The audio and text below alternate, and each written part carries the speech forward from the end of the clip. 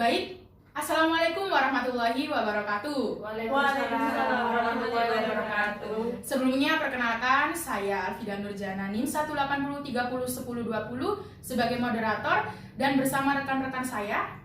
Nama saya Nadila Pratiwi Rasyada NIM 038. Nama saya Sofia NIM 066. Nama saya Amelia Pajirin, NIM 069. Nama saya Ainul Faradisa, NIM 058. Baiklah, di sini saya akan mengadakan sesi tanya jawab atau bertemakan talk show. Baiklah, di sini kita akan membahas mengenai tentang halal haram dalam perekonomian di kehidupan sehari-hari. Baiklah, mari kita mulai saja perbincangan kali ini, teman-teman. Untuk pertanyaan pertama, mengapa sih barang atau jasa dalam Islam yang haram itu tidak diperbolehkan untuk dijual belikan atau bahkan tidak boleh dikonsumsi? Boleh minta pendapatnya dari Mbak Sofia dulu deh. Kalau kita membahas barang haram itu udah biasa ya, maksudnya udah sering dibahas, dan sebenarnya orang-orang itu pernah melakukan tindakan itu, cuman tetap dilakukan, padahal mereka sudah tahu kalau tindakan perbuatan haram itu dilarang sama Allah dan itu mendapatkan dosa. Islam mengharamkan produksi karena dapat merugikan pihak lain dan tidak memberi manfaat bagi orang lain. Dan sebenarnya kalau kita tidak mementingkan kepentingan orang lain itu tidak boleh. Seharusnya kita harus mementingkan kepentingan orang lain. Sudah. Iya, Mbak Amelia, ada tambahan? Benar, menurut Mbak Sofia, halal dalam Islam itu jika mendatangkan kemaslahatan, dan sebaliknya jika barang haram akan mendatangkan kemudaratan. Sebagai contoh, penjual bakso mencampurkan adonan dengan daging babi. Nah, itu termasuk perbuatan haram karena mendatangkan kemudaratan, dan penjual ini melakukan dengan mendapatkan untungnya banyak dan modal yang sedikit. Jadi apa yang dikatakan Mbak Amil itu adalah contoh kasus yang berada di sekitar masyarakat. Nah, untuk itu bagaimana sih semisal di masyarakat kan belum tahu, belum banyak edukasi mengenai mana sih yang bakso yang baik atau bakso yang haram itu gimana. Nah, dari Mbak Amil sendiri tipsnya bagaimana sih untuk membedakan mana yang bakso yang dicampur dengan daging babi seperti yang Mbak Amil katakan tadi dengan bakso yang halal? Dari saya, ketika membeli bakso dan memakannya, kita mengucapkan bismillah terlebih dahulu, atau paling tidak menyaksikan proses pembuatan bakso. Tapi dalam Islam, jika kita tidak mengetahui bahan pembuatan bakso tersebut, maka hukumnya boleh-boleh saja. Jatuhnya mubah gitu ya? Ya. Oke. Langsung ke pertanyaan kedua aja ya.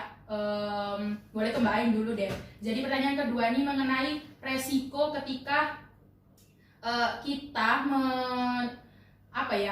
bertransaksi dengan hal-hal yang haram, entah itu jual beli atau konsumsi haram. Bagaimana menurut Mbak Ain tentang dampaknya atau resikonya? Baik, terima kasih Mbak Alfida atas pertanyaannya.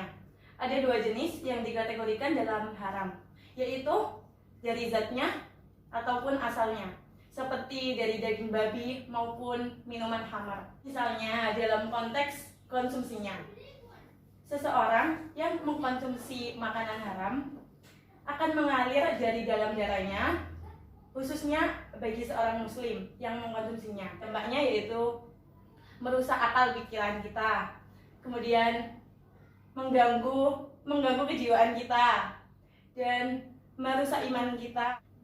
Baik, Mbak Ain. Jadi apa yang dikatakan Mbak Ain itu mengenai dampak dari ketika kita mengkonsumsi produk atau makanan haram ya. Sekarang ketika kita terlibat dalam perbuatan jasa yang haram seperti riba. Riba itu kan banyak ya macamnya, ada rentenir, leasing, dan juga peminjaman-peminjaman yang banyak itu, yang kreditan itu. Lalu kemudian bank bisa dikatakan riba. Sebenarnya kan dalam lingkungan masyarakat sendiri itu kan udah tahu nih bahwa riba itu kan haram, tapi kita atau masyarakat sekitar itu sedikit banyak masih melakukannya, masih terlibat. Itu gimana respon kalian mengenai hal seperti itu? Menurut saya, riba hukum zatnya adalah haram.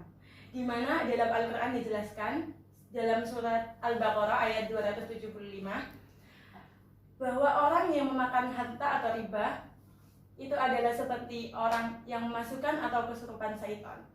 Seperti itu. Tapi dari menurut pendapat saya, seperti contohnya di bank itu ada orang yang menabung, ada orang yang menabung, kemudian dia itu niatnya cuma mengamankan saja gitu. Itu menurut Mbak Ain nggak apa-apa, dibolehkan. Oh iya, dibolehkan saja.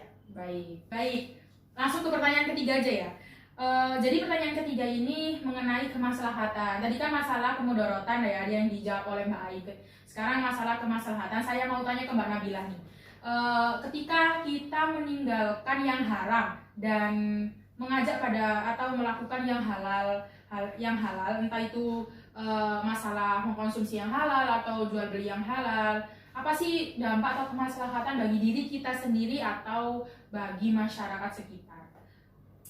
Baik, terima kasih Mbak Alvida atas pertanyaannya. Menurut saya adalah perbuatan orang yang meninggalkan perbuatan dosa atau perbuatan haram itu adalah bisa dikatakan orang tersebut itu mendapatkan pahala, karena mereka itu meninggalkan dosa dan mengajak dirinya itu mendapatkan pahala dalam kebaikan. Bisa dikatakan seperti amar ma'ruf nahi mungkar, meninggalkan keburukan, dosa-dosa, dan mendapatkan dirinya itu mengajak diri untuk mendekatkan kepada Tuhan, kepada kebaikan. Jadi mengajak pada kebaikan dan mencegah kepada kemungkaran, seperti itu maksudnya. Baik.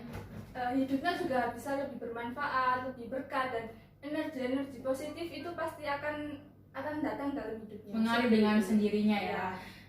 Lalu kemudian semisal kita masuk pada kasusnya nih, ketika kita menemui seorang pelanggan, ini yang dalam konteks amar ma'ruf nahi mungkar ya Mbak Nabila. Apakah maksud Mbak Nabila itu seperti ini, ketika kita menemukan pelanggan yang semisal curang dalam timbangan, lalu pelanggan ini diingatkan atau dinasihati oleh seorang konsumen atau pedagang lain untuk tidak melanjutkan kecurangan tersebut. Nah, seperti itu kan contoh dari amar ma'ruf nahi mungkar. Iya, seperti itu. Kekurangan. Kurang lebihnya seperti itu gitu ya maksudnya. Jadi dapat saya simpulkan bahwasannya kegiatan yang sangat bermanfaat bagi diri kita sendiri atau bagi seluruh masyarakat itu adalah tentu saja kegiatan yang halal. Dan ketika kita melakukan kegiatan haram, itu dampaknya bukan hanya pada diri kita sendiri, namun juga pada lingkungan dan masyarakat. Oleh karena itu, sebagai sebagai muslim yang beriman dan sebagai manusia yang baik, sebaiknya kita meninggalkan yang haram dan kita melaksanakan yang halal sesuai dengan tuntunan Al-Quran dan hadis, sehingga sebaik-baiknya manusia yang bermanfaat adalah manusia yang sebaik-baiknya manusia yang baik imannya adalah manusia yang bermanfaat bagi dirinya sendiri dan lingkungan sekitar. Saya akhiri dari talkshow kali ini. Terima kasih teman-teman untuk pendapatnya. Saya ucapkan terima kasih. Wassalamualaikum warahmatullahi wabarakatuh. Waalaikumsalam warahmatullahi wabarakatuh.